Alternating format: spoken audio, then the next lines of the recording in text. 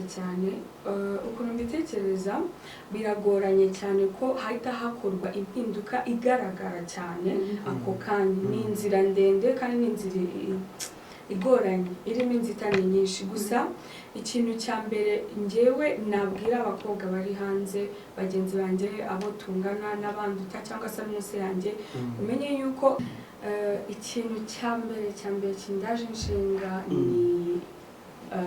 ni barumuna banjye nanjye mfite murumuna wanjye mutoya cyane ufite imyaka 9 hari n'abandi bana batoya cyane bari muri iyo myaka iyo mbareba ndibaza aho bari gukurira ni isi bagiye kubamo niyi umuryango bagiye gusanga n'uwe agiye kugera muri hahandi njyewe nageze umuntu akambwira ati mpa kino kugira ngo nguhe iki azabasha kubicamo byakubayeho cyane biraba buri munsi ni ibintu umuntu wese agendana nabyo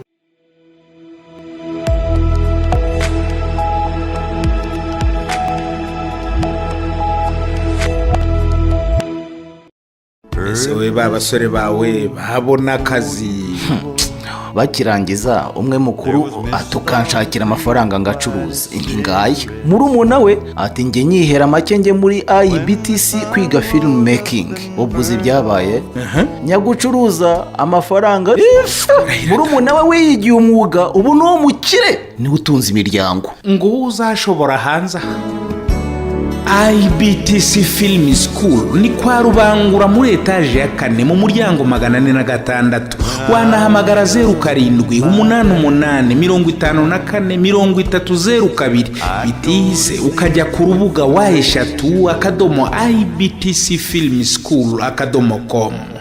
mwese mudukurikiye umunsi ku munsi turabashimiye cyane ushobora kuba wafunga iki kiganiro ari ku manywa ari nijoro uri ku meza se udukurikiye uri hakurya y'umugabane wa Afurika cyangwa se uri mu bindi bice by'igihugu cy'u Rwanda bitandukanye reka tuvuge ngo amahoro y'Imana abane nawe turagushimiye cyane twishimiye rero kongera kubakira mu kiganiro inzira y'amakobwa nk'uko musanzwe mwabibonye mu biganiro byinshi byagiye bitambuka ahangaha n'ubundi twongeye kugaruka kuvuga ijwi rirengera umwana w'umukobwa cyangwa se n'igitsina gore muri rusange nishimiye muri studio z'inzira y'amakobwa kubana mu kiganiro n'umubyeyi n'undi dusanzwe dukorana kandi uri mu bamwe bari ku ruhembe rw'imbere mu kuyobora uyu muryango inzira y'amakobwa ndakwakiriye mu mafani urakoze cyane Dani nanjye nkomeza kwifuriza gukomeza kugubwa neza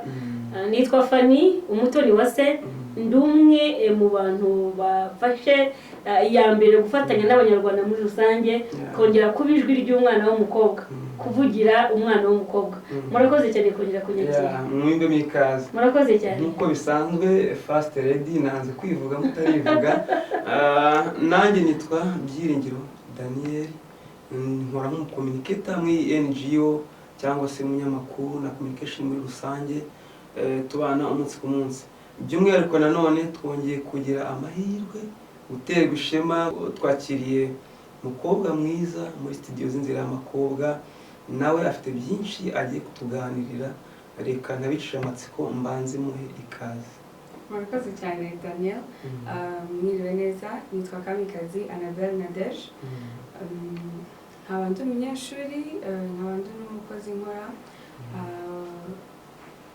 nkaba ndi n'umwe mu bagize iyi NGO y'inzira y'amakobwa murakoze Nadege mwimve mikaze mu mafani utewe ishema no kubana na Nadege binteye ishema cyane kubera ko numvaga mfite ibintu byinshi cyane nifuzaga kuba nazaganira nawe kandi nawe turi kumwe wanyemerera akaba ni ngewe ntangira kuba namubaza ndifuza cyane kuba nabaza Princess Nadege ndifuza kukubaza nk'ibibazo bigera nko muri 2 gusa mbere y'uko tuninjira nyirizina ku mpamvu yatumye tuguhamagara tuzi neza yuko wageze mu bantu bakure mu bageze muri ba nyampinga w'u Rwanda uri mu bantu bamwe mu baperforminze neza ku buryo wageze nubwo utegura umushinga n'ubundi ugana kuri ibi turimo turakora byo kuvugira umwana w'umukobwa cyane ko mbizi neza ko wari umwe mu bantu bafashe umushinga wo kuvuganira cyangwa se gufasha abana b'abakobwa kwirinda inda zitateganijwe. Ufata uriya mushinga cyangwa se utekereza gupresenta uriya mushinga wari ugendeye ku ki? Urakoze cyane Fanny. Nari ngendeye ku bintu byinshi cyane experience duhura nayo hano hanze. Ubu kirangiza kwiga na mbere y'uko urangiza kwiga urana ibintu byinshi cyane ku buryo iyo udafite umuntu ukuri iruhande ugufata akaboko ukuganiriza birageraho bikivanga ukisanga wafashe inzira zitari nziza. Narebye ubuzima tunyuramo nk'abakobwa n'inshuti zanjye twavuganye n'abandi bose twabanaga, mbona ningira amahirwe yo kugera hariya kuri ya stage kuko abantu benshi cyane baba bari kukumva. Nabonye ko ariyo mahirwe mbonye kugira ngo ngire ikintu mvuga.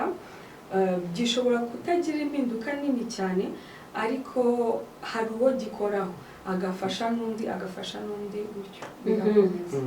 Wagize neza. Ikibazo cyanjye cya kabiri tuninjira noneho neza mu kiganiro cyacu twateganyije, ndifuza kubona kubaza nyuma yo kubona ibyo bibazo biri mu bana b'abakobwa, uti umwana akirangiza, umwana w'umukobwa akirangiza ahura n'ibishuko byinshi. Abenshi tuzi ko murangiza amashuri mukeneye akazi, ugasanga uravuga uti nkirangiza rwose nzahita mbona akazi, ndifuza kuzagera ufite indoto, ufite inzozi, ariko ugasanga benshi bakomeye mu gukora nuko ibyo bagambiriye kugira batabigeraho. Ugasanga yanzara afite y'akazi, yanzara afite yo gushaka kubaka ejo heza hazaza he, ntihagiye gushaka akazi ahahuriye n'ingorane.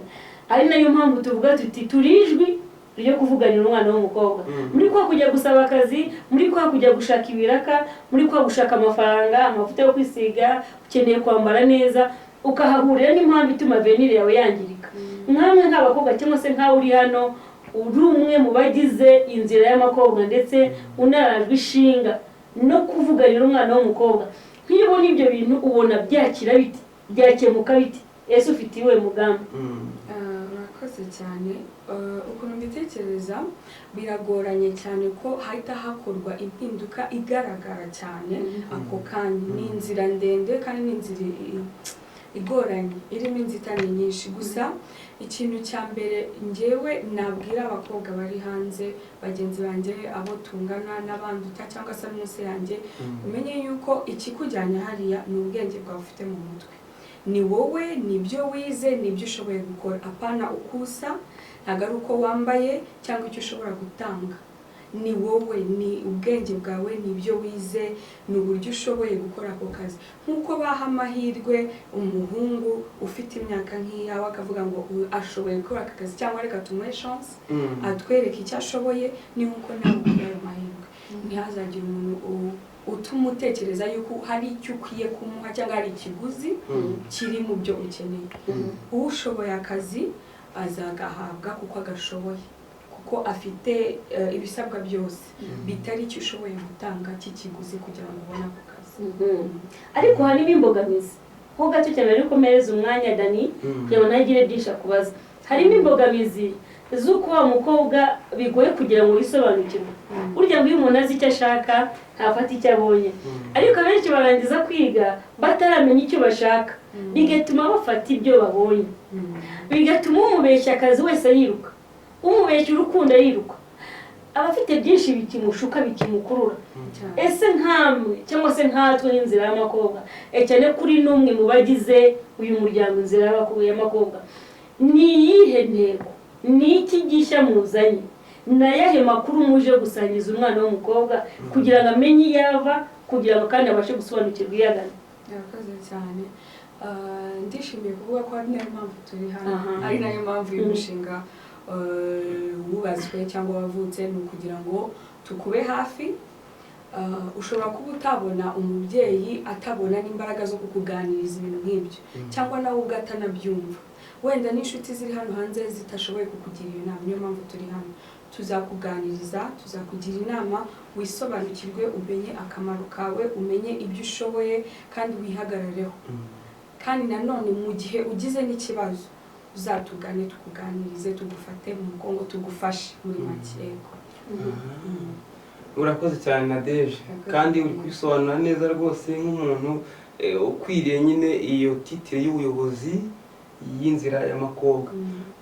Ndibuka muri Miss Rwanda narakubonye bakubaza bakubazaga kuri contribution uzatanga byibura ku buryo ki izo nda ziterwa abangavu uburyo zagabanuka. Muri contribution bavuze ko n'ubundi hari icyo bita good talking, kuganira neza, kubedika, ku making awareness cyangwa se kubamenyesha bakamenya uburenganzira bwabo, bakamenya imiterere yabo, kuko hari n'abahohoterwa cyangwa se n'abatatwara izo nda kubera kutamenya, kubera gushukwa, kubera kutagira amakuru ahagije, cyangwa na peer pressure, ibigare, cyangwa n'ababyeyi baba batarabigishije. Muri projet yawe n'ubundi ibyo byose wari ufitemo, nubwo utabaye Miss Rwanda ko muri 20 mwari kwa Miss mwese, ariko wakomeje gukipinga umutima wo kuzagira ku iyo ntego. Nabwo twabonye wajoyininze mu biganiro byatambutse abakonse gusinya igitekerezo cy'inzira y'amakobwa, babitusobanuriyeho, bagira n'amahirwe muhura, navuga ko amatara by'amavuta murafatikanye kuko nawe ufite icyo gitekerezo. Nkakubaza wenda kugeza ubu hawe ufite experience, nibihe bibazo by'ingutu aba bana b'abakobwa izinda, aba bana batwaye inda zitateganyijwe, na n'ubu wenda n'abatwara bagacicika, hano yitwaye uyu munsi, hano yitwaye uyu tuvugana, imibare igenda ipendinga. Nibihe bibazo ubona bahura nabyo? Kuki ufite ako gahinda? Kuki uje n'inzira y'amakobwa? Mbese ibibazo byaguteye guhaguruka nibihe? Murakoze. Ikintu cyambere kindaje inshinga ni barumuna banjye. Nanjye mfite murumuna wanjye mutoya cyane ufite imyaka 9. Hari n'abandi bana batoya cyane bari muri iyo myaka. Iyo mbareba ndibaza aho bari gukurira isi bagiye kubamo niyi, umuryango bagiye gusanga n'uwe, agiye kugera muri hahandi njyewe nageze, umuntu akambwira ati mpa kino kugira ngo nguhe iki, azabasha kubicamo se? Byakubayeho cyane, biraba buri munsi, ni ibintu umuntu wese agendana nabyo. Azabasha kubyihanganira se? Azabasha kubicamo se? We azumva wenda ngewe ko nabashije kubona banganiriza ababyeyi, famiye, we azabasha kubona umwigisha. Niba mwigisha se ibyo bamwigishije koko azabigumana abikurikize? Ni ikibazo gishobora gutuma urara utanasinziriye, kuko iyo ureba barumuna bawe, iyo ureba abato kuri wowe ugira n'ubwoba. Niyo unatekereje ko nawe uzaba umubyeyi mu myaka iri imbere, ukavuga mwana wanjye nzabyara azavukira he, uzavuga ati Imana imfashe rero nzabyara abahungu gusa, kubera ko sinabishobora kujya muri risque zingana gutya. So nicyo kintu cyatumye mpaguruka, mporana n'inshuti n'imiryango, namwe mwese turi inshuti, ababishinzwe, ababishoboye, ababashije kugendana nanjye urugendo, kugira ngo tubashe kwigisha. Duhere ku bakobwa, ubanze umwigishe akamaro ke valeur. Iyo umwigishije valeur arabanza akisobanukirwa, akavuga we niyo yazana amafaranga agatereka ku meza akavuga ngo Nadege ndaguhaye akira kugira ngo umpereze ubone icyo ushaka, ndavuga hoya nzagenda ku kazi, nimba ku kazi nige nongereho izindi degree kandi nzabishobora. Hanyuma rero tutanaretse ku ruhande n'abahuye n'icyo kibazo deja ntabwo rirarenga, ntabwo birangirira. Ni ukuvuga ngo ushobora kuba wakwiteza imbere, ushobora no guhura n'ameze nk'ayo mukaganira, kubera ko muba mufite igikomere kimwe, murumvikana cyane kurusha uko wabwira umuntu utarigeze abicamo. Rero ni inzozi kuba nazahuza abo bantu bakaganira, kuko babumvikana cyane, aba ari ibintu yanyuzemo n'undi yanyuzemo, bagaterana imbaraga. Kuko iyo mbonye umuntu umeze nkawe ukavuga niba ataragivinze up, ntabwo yarekuye, yarakomeje arakora, reba hageze, nanjye ndashaka kuba nkawe. Tukiri aho, icyo kibazo nyine ugisubiza, wahise unavuga ko nk'uko uzabigeraho kubera ko uzabasangiza experience yawe at that age, ntabwo wigeze utwara inda utateganyijwe, wigeze mubana n'izo ngeso. Ndibaza ko nawe iyo nzira igoramanzi wayiciyemo, nihe mishinuka watambutse? Wenda ufite imishinuka watambutse, ufite ibyonyi wagiye ukwepa, imbaraga zavuye hehe kuki utabikoze wowe wari wihagije bafite amafaranga ese wakoze karate nyinshi kuburyo ubasha gukora ibyo bigabo byagenze gute imbaraga bazikuye biragoranye ni ikintu kigoranye kuko umuntu aza ntago agushukisha icyo ufite ntago agushukisha telefone ariyo ufite araza kuzaniye version abantu bashaka amakuru abanza umenye icyo ukeneye arakora marketing research arazana version irenze akubone wenda uvuye ku ishuri ufashe moto akubwiye ati burya watega taxi voiture njya amafaranga ndayaguha ugere ku kazi akubwiye ati reba uracyari mu bakozi bazamuka mu ntera nakuzamura kugira nabigiramo uruhare ukazamuka akavuga ati ushaka kujya muri salon abakobwa dukunda gusa neza dukunda gukora washaka kujya muri salon ntugire ikibazo ati naguha na tike y'indege ukajya mu mahanga ukajya aravuga ati ufite passport njyewe ndanayigushakira ni ibintu byoroshye ni ibintu bigoranye ni inzira ikomeye cyane gusa nagize amahirwe navuga ngo ni abiri cyambere nagize amahirwe yuko nagize inshuti zabinyuzemo mbona aftermath mbona ibiza nyuma y'icyo kibazo mbona ngiye ku giti cyanjye ntabwo nabyihanganira ntabwo nabishobora byangora and then ngira nanone na famiye n'ababyeyi n'inshuti zizi kuganira mfite famiye nini cyane y'abanyamakuru bazi kuganira cyane mbese n'umubyeyi wanjye mama wanjye ni umuntu uri open ari kuganira akakubwira ukuri kose uko kumeze akakubwira ati inzira ni izi ebyiri urahitamo iyoroshye imbere irafunganye uzagera ugwe mu cyobo ariko hari indi igoye iragorana the moment muri ako kanya ariko nugera imbere bizoroha bizagenda neza ibintu byose ushaka bizagenda biza ku murongo ndumva rero icyifuzo cyanjye ni uko izo nama nagiriwe zigera no ku bandi bakobwa ariko wagiriwe inama habaho noneho uruhare rwawe wakoze kuko abantu barigisha n'abakungi hari abapasitazi bajyaga bamuha abana b'abakobwa kuko nakubwiye ko mbere mu kiganiro I used to be a pastor ku ishuri ariko ndibuka ko abapasiteri bajyambwira karakuba kandi uzakandebere bahise ko nimba umwigisha ukamuha uburere ukamuha ikintu cyose akeneye ntube kuba wumva ufite atereka da wenda uruhare rwawe washyizemo n'ubuhe ko ari ababyeyi bakubwira ati ntako tutagize buriya uruhare rw'umuntu ku giti cye navuga ko ari 60% ni rwo ruhare runini cyane rugomba kuba ruhari kubera ko umubyeyi ashobora kukugira inama akaguha ibyo ashoboye byose ariko still ukajya gushaka ikindi njyewe ikintu cya mbere ntekereza nireba aho mfite barumuna banjye babiri ndavuga ngo mbere uruhe rugero abo bakobwa bari mu mwana niba ngize ibyago nkatwara murumuna wanjye uri inyuma yanjye bizagenda bite umukurikira se bigenda bite abana banjye se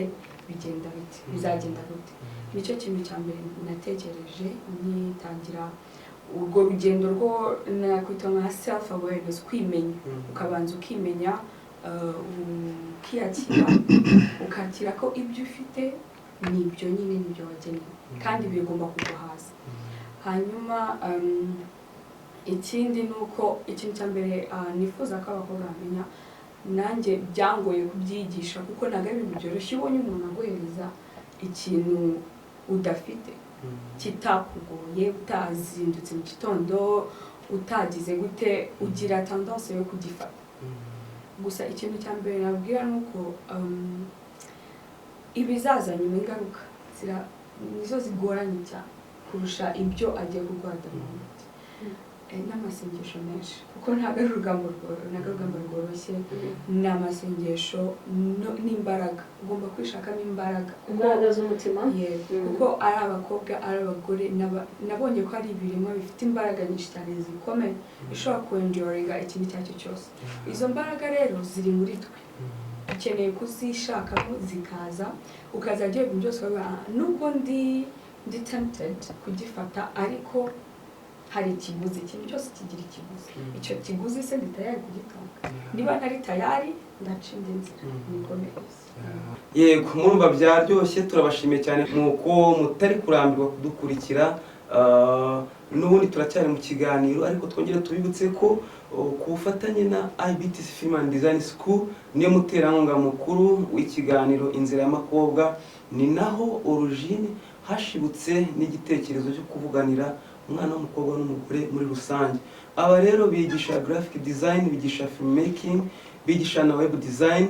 Si ibyo gusa, ahubwo n'ibyo bintu byose bigisha barabikora kandi bakabikora neza.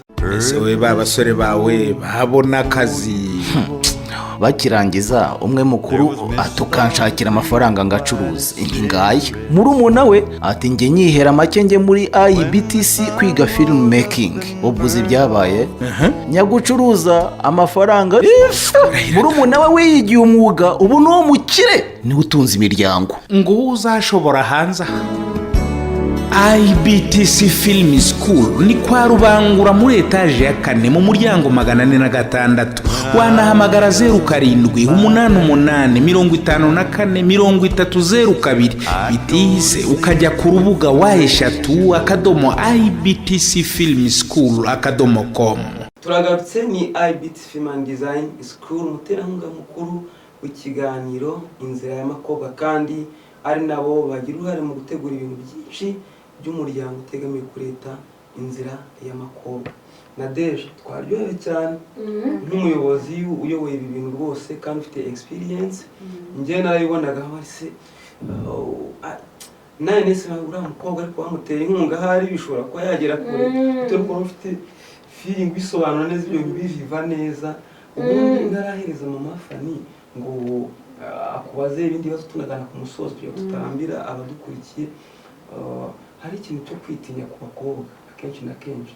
Ibintu byose abantu bazi ko aribo bari inferior, ibintu bitoya abantu basaba ngo nani ngatanga ni iby'abagore, wenga abakobwa ntibagera kwibi. Wowe gutinyuka ukajya muri Miss Rwanda, mu bakobwa bose ibihumbi n'ibihumbi tutazi mu Rwanda uko bangana, ukavuga ngo I will be the one, uzaba wa mbere mwiza mu gihugu cyose. Gutinyuka ariko gutinyuka ni naho guhera umukobwa avuga ngo ngiyewe ndi umukobwa, mfite resilience, ngomba kugera ku iki, ntago nca mu nzira, sinjya gutanga ruswa y'igitsina ngo nuko nabuze iki ngiki, ngomba kwihangana mpaka. Ibyo bituruka mu kwikomeza no kwiyemeza na determination. Wowe kugira ngo unatere namwe ujye muri Miss Rwanda n'ibindi bikorwa tubwiye bitandukanye umaze kugeraho, twavugiye imbere ko dutangira iki kiganiro, kubera ikintu cyo kwitinya kugisobanura gute siritonere ubuhamya bwawe? Murakoze cyane. Hari quote njya ngenderaho iri mu rurimi rw'icyongereza ngo there is beauty in everything. Ni ukuvuga ngo ikintu cyose kirimo ubwiza. Ushobora kureba Mafani ni mwiza ku giti cye, kuko hari umuntu umureba akavuga ati njye nta nubwo Nadege namuvugisha. Hari ubwiza muri buri kintu cyose, hari ubwiza muri buri muntu wese. Ikintu umuntu agomba kumenya ni uko ubwiza bwanjye n'ubwa Dani n'ubwa Mafani nta hantu bihuriye. Buri wese afite ubwo bwawe rero. Exactly. Ubwo bwiza bwawe n'umwihariko wawe, haguruka ubigendane ushikame. Bizakugeza kure cyane. Uko bimeze kose ntabwo nyafite byinshi nza kumubaza kuko ibintu byinshi yagiye bisobanura, ariko mu nyemerere se nkaho nkomoza kuri kano kantu. Urya umuntu wese kwisagira inshuti agiye n'uwareberaho nk'ikitegererezo. Akabazo kamera ikibazo nka bitatu gusa nta wundi mukorana. Uyu munsi ninde muntu ubasha kuvuga uti namufata nk'ikitegererezo, ndebera nkavuga ni nubwo bimeze gutya yaciye mu bikomeye, nanjye ndifuza kuzakomera nkagezayo. Yaciye mu bimugoye ariko yarakomeje arahagarara. Ninde muntu rero nk'ikitegererezo? Mama wanjye. Mama wawe. Wow. Mama wanjye ni ikomeye cyane. Yakoze ibyananiye abandi babyeyi. Urakoze cyane. Nihuse mitemubaza ikindi kibazo. Hari igihe burya umwana avukira mu muryango, Pastor Dani warabizi cyane, ukavukira muri famiye ikagutoza, ikakurera, ikaguhure ndetse n'indangagaciro. Ariko ukazaza gusanga nubwo haye bwa burere, ne wa mwana wibera mu biyobyabwenge, ne wa mwana w'umukobwa wibera mu basore, ntabwo wigeze ushyira mu bikorwa iby'ababyeyi baguhaye. Ese ku ruhande rwanjye umuntu abasha kuba yakangizwa n'inshuti mbi agendana nazo? Birashoboka cyane. Birashoboka cyane. Birashoboka, niyo mpamvu iyo ugikura umubyeyi arakubwira ngo hitamo inshuti zawe neza ushishoje, kuko izo nshuti zawe niyo wowe waba utabikora wakabikora, njyewe nimubona ntabwo nzavuga ko utabikora, nzahita avuga ati buriya ugendana ibihuye biragenda. Bibiliya ivuga ngo nyereko mugenana ndakubwira uri. Niko bimeze. Mfite ubutumwa numva naha abakobwa cyangwa se abadamu badukurikiye. Mfite message zigera muri 3, ntabwo ndi butinde.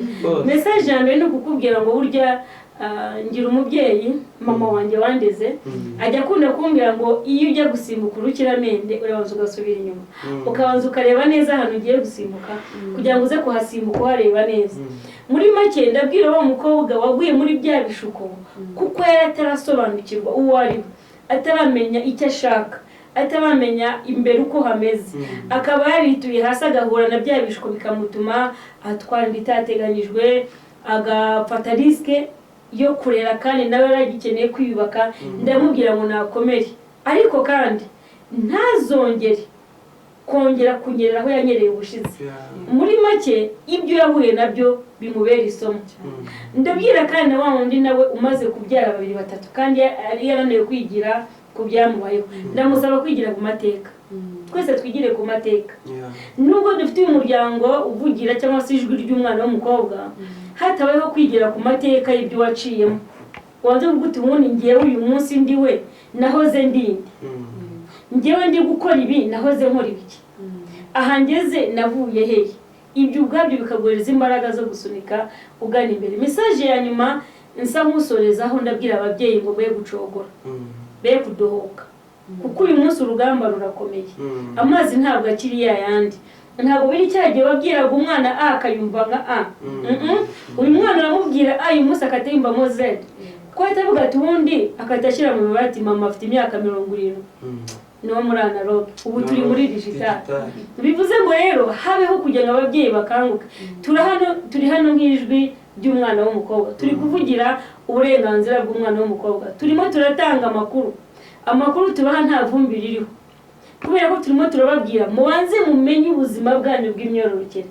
Numenye ubuzima bwawe bw'imyororokere nta musore uzagushuka ngo nimuryamana muhagaze nta buri gutwarinda, nta mubose uzagushuka ngo reka turyamane ejo nzakuzamura, kuko uwo ngo mwaryamanye umuntu wabivuze ko azakuzamura nayo umuntu wavuga ngo ntaho nigize murira nawe. Wigire kuhahise kandi amakuru nawe ufite yakubaka bagenzi bawe wibyihererana. Niko bimeze. Urakoze cyane mama Fani, umusanzu wawe muri iki kiganiro ni ntagereranywa kandi usobanura ibintu byinshi byiza n'ababyeyi benshi bashobora kuba bakungukiraho ndetse n'abana muri rusange. Turi kugana ku musozo w'ikiganiro cyacu, twazemera kubabona nk'abayobozi mu nshingano nyinshi mufite mu gukora n'ibigo bya leta ibyigenga kugira ngo ubone ubufasha butandukanye cyangwa se n'abagenerwabikorwa bizi gahunda zanyu. Ndi gusoza ndashaka kubaza kuri reproductive health nko kuri education cyangwa kubimenyekanisha muri societe nyarwanda ndetse n'Afrika muri rusange. Ibintu ahenshi ni tabu, ntabwo bivugwa, ntabwo ugasanga abana barabashutse kubera ko ufite igihe kimeze gutya kujya ugikira nuko uzaha umuhungu. Inzira y'amakobwa mufite iyi target mu kumenyekanisha ibyo, ese ababyeyi bo bakora iki cyangwa se n'ahandi hantu ku mashuri birirwa ubwo bumenyi bazabugeraho gute? Ni ukuvuga ngo twebwe nk'inzira y'amakobwa ikintu cya mbere dushishikajwe ni advocacy cyangwa ubuvugizi kuri iyo sujet, yaba ari ubuzima bw'imyororokere, yaba ari umukobwa kwihagararaho, kwitwararika, yaba wahuye n'ibyo bibazo uburyo yabyitwaramo. Turi gukorana cyane kandi n'imbaraga nyinshi kugira ngo ubutumwa bugere ku bantu benshi, kandi tunashishikariza ababyeyi ndetse n'ibindi bigo bishinzwe gukomeza gukomeza bagatanga iyo message. Bishobora kuba bigaragara nk'aho nta muntu ubyumva, ariko hari umukobwa bigeraho inyuma akahindura ubuzima. murakoze cyane. Mama Fanny uri umwe mu bavugira umuryango utegamiye kuri leta inzira y'amakobwa, turagushimiye cyane kuko umusanzu watanze mu iki kiganiro ni ingenzi cyane. Murakoze cyane Dani. Nadege CEO wa inzira y'amakobwa N.G.O mu kazi kenshi mufite muri byinshi mwifuza kuzageza ku Banyarwanda no kuri sosiyete nyarwanda no ku bana b'u Rwanda ndetse no ku gitsina gore muri rusange, kuvugira uburenganzira bw'igitsina gore. Twabashije kugira muri iki kiganiro, turagushimiye cyane. Abadukurikiye abo muri hafi hirya na kure, amanywa ijoro ko mufuye iki kiganiro muri, turabashimiye cyane kandi kudukurikirana kwanyu ni iby'ingenzi n'iby'agaciro. Hari ibiganiro byinshi byabanje ushobora kubona iki bwa mbere, ariko ndakurarikira kugira ngo usobanukirwe neza amavu n'amavuko y'inzira y'amakobwa. Hari byinshi uzahungukira kandi umusanzu wawe nawe ni ingenzi. Niba ufite umwana ushobora kuba ari ikibazo nk'icyo ngicyo, niba waraciye muri ibi bintu turi kuvuga, twandikire muri komenti, twandikire kuri email yacu iri aho ngaho hasi, na telefone zacu WhatsApp muragenda mubibona aho hasi, ku buryo ushobora kuduha inyunganizi cyangwa se igitekerezo cyangwa se n'ikindi kibazo cyose wakwifuza kutubaza. Dushimiye cyane byimazeyo IBTC Film and Design School, umuterankunga mukuru w'ikiganiro inzira y'amakobwa, kandi turabashimiye cyane kandi twongeye gushimira by'umwihariko production aho hakorerwa ibiganiro byose, ICT Innovation Center nka Kimbeta Center hakorera iyi projet inzira y'amakobwa. Turabashimiye cyane.